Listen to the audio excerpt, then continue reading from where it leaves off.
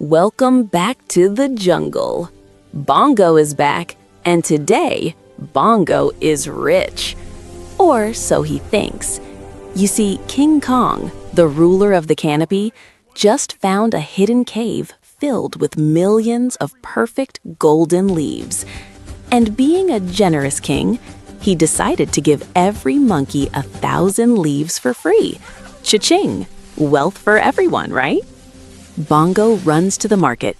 He wants the biggest, yellowest banana Grog has. Usually it costs 1 leaf. Bongo thinks, I have 1,000. I'll buy the whole tree. But there's a problem.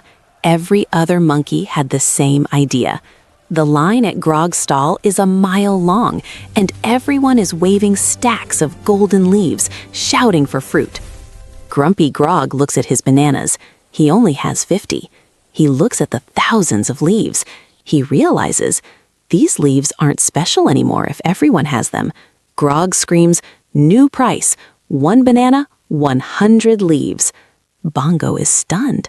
"But I have more money now. Why can't I buy more?" Because, Bongo, while the king printed more leaves, he didn't print more bananas. More leaves chasing the same amount of bananas just means higher prices. This, my friends, is inflation.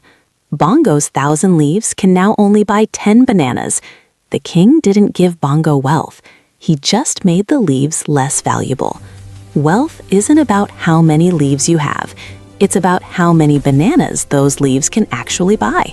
So next time the king promises free leaves, hold on to your bananas. Want to stay ahead of the jungle economy? Smash that subscribe button. Stay wild.